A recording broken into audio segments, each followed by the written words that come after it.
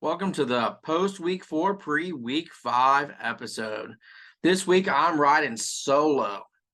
Marcus had a legit reason, a family thing. Greg, let me tell you about Greg. He talked a lot of trash about Matt Law, the elder Lawrence, last week, saying he's a trash can of the league. He called him the Lawrence dump, and talking about like Runky Dunk, but the Lawrence dump. Just how trash his team is, the trashiest team that's ever been in a league, he said. And this week, Greg decides to quiver in the corner, tail between the legs, like a beaten dog, just because the thought that maybe Matthew Lawrence Sunshine was going to be on this episode. He was supposed to be the guest. Things fell through. It happens. No worries on his part. But Greg couldn't even get on to defend himself. Nothing to say, hiding in the corner. One of the biggest vaginal moves I've ever seen in my 40 years. And I don't really know much what else to say about that. But I will say, the only awards and shits I'm giving out this week is I'm going to crown him, Greg, the queen of the vag. Queen Vag, the biggest vag I've ever met. Hiding from Matt Lawrence. Words, Greg. It's only words. That's all he can get you with over the internet. But, all right, like I said, I'm not doing the queen's job for him or her, whichever way you want to say it. Awards and shits, they're on the Facebook page. Y'all can see them. So, my post recap, we're going to start with the week 4 picks.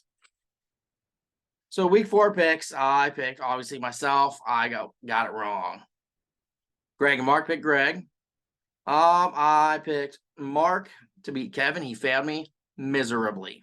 Thank you, Mark. Appreciate you making me look like a jackwagon. Greg got that right with Kevin. Oh, man, we all shit the bed on Nick. Who the hell did he lose to last week? That piece of trash. Oh, yeah, to Jacob in a nail biter. I mean, that was close game. But Nick failed us per usual. Stale saltines is what Nick is. Bland as fuck. Jimmer, no longer bland. He's toxic waste. He's gone to the gutter. I had him. Mark had him. Greg picked John. So Greg got that one right. 3-way sweep for Fred. Fred is back. The Frederick Maxwell train is all aboard, folks. Get it going. Choo-choo. Who'd we have next? Brandon via Antoine. Me and Mark got that right, picking Brandon.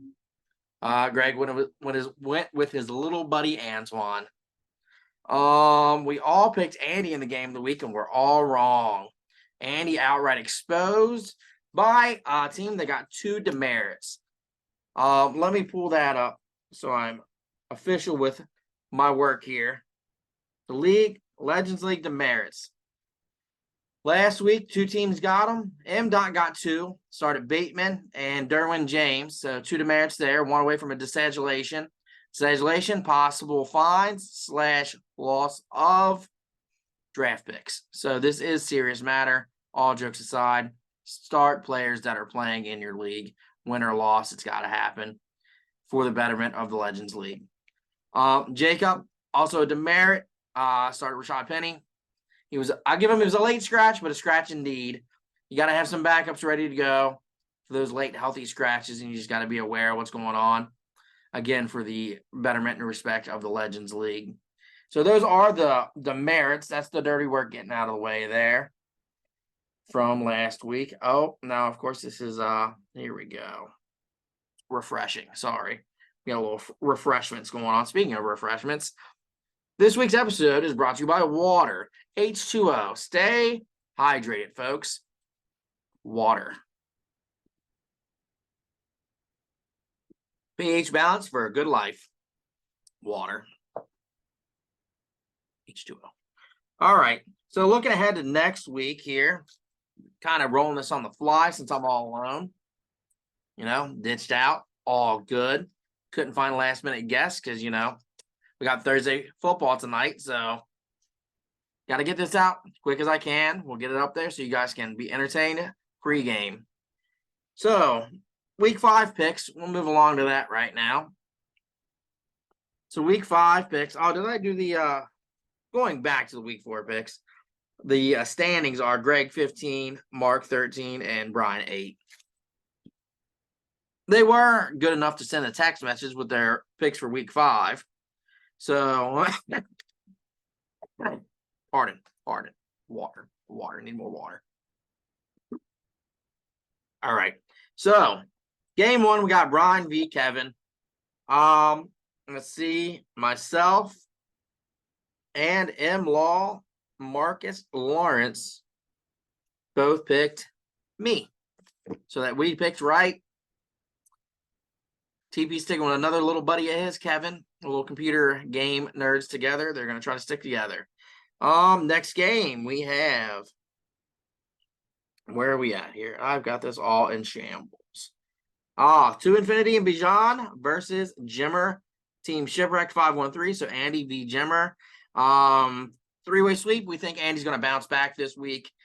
Jimmer is the bottom feeder of the league, and Andy is still one of the top dogs, even though he lost in a bad way.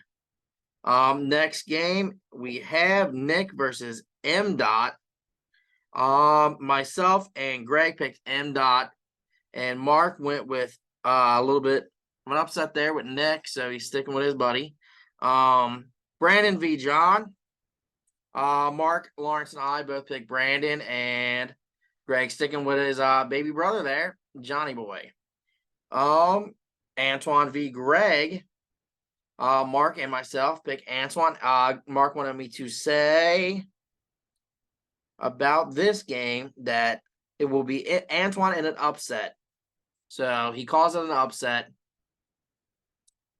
I guess on paper it is, but we know at the end of the day that it's just a matter of time before Greg gets exposed.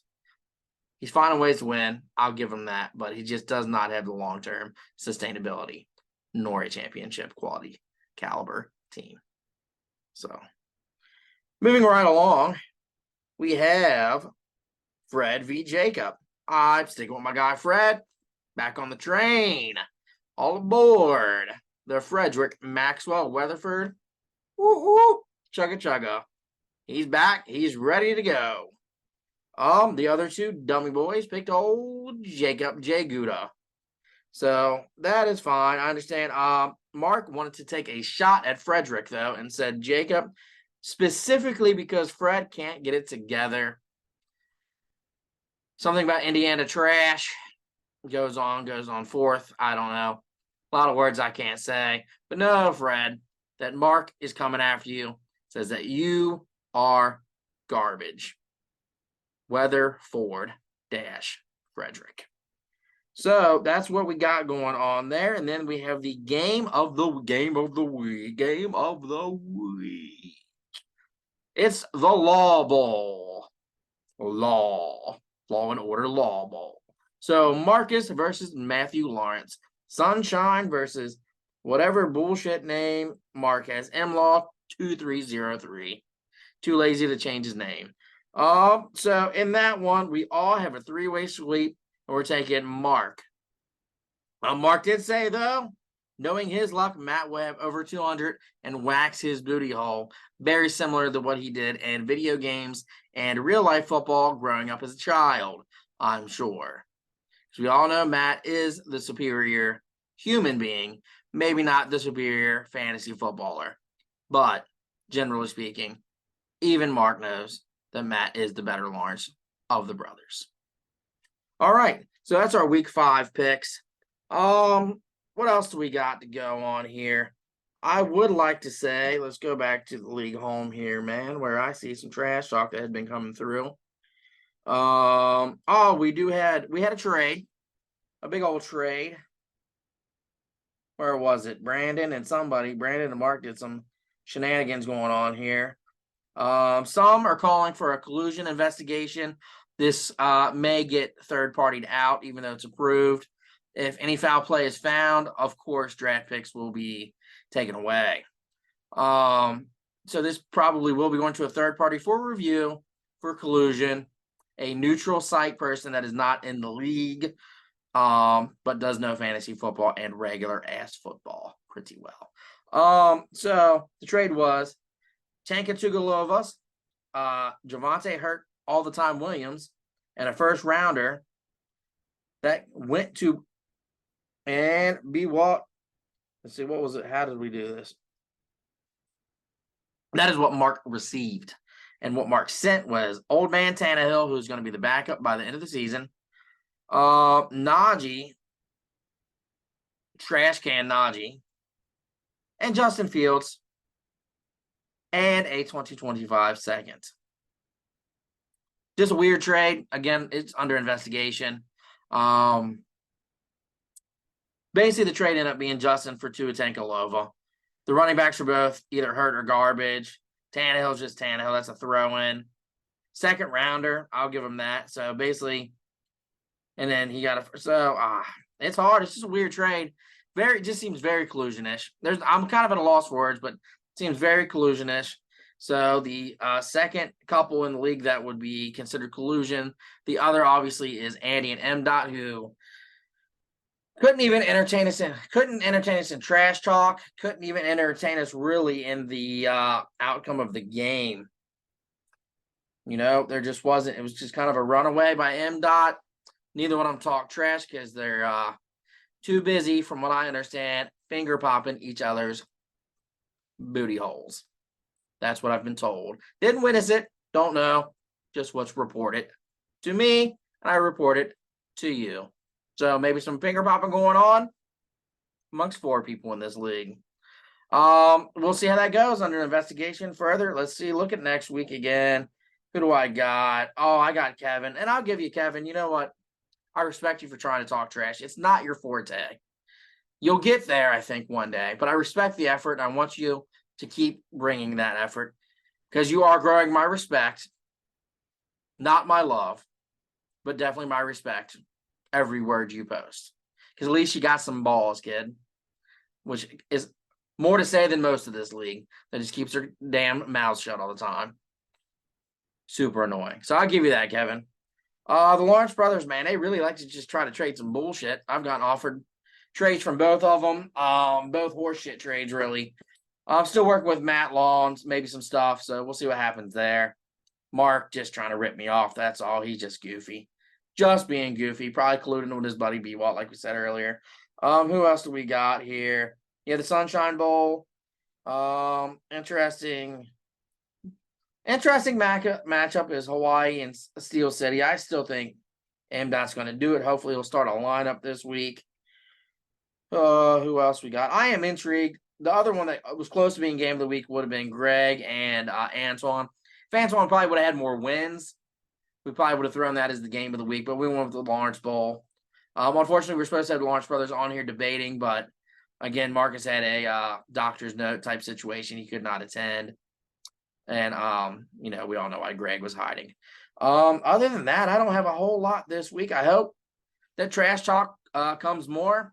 I love seeing trades. Keep offering trades. And again, I remind you, and this is not me being a douche, it's me being a regular guy. No trade is too small. Make it. I may talk shit about the fact that I'm getting BS trades from like Mark. I'm going to talk trash about that, obviously. But at least he's making an effort. You never know. I might have said yes. He might have got a deal, or he might have been a fair trade. But you just never know what player on your team a person might like or think is good, or, it's just good to work it out and you kind of see where people are going. You got to kind of see how people's mindsets are. You got to be willing to negotiate, though. You can't just get butthurt that someone rejects it. You got to know what mindset they're in, and people value players differently. It's just how it is. Some people put higher values on younger players, but some players want to have that veteran that has already been proven for a few years. They covet them higher. So, I'm not going to, in real life, I'm not going to diss trades too much. I'm going to talk shit because I'm talking shit. But in reality, you got to give it a go. I got another trade and I won't even call out the person.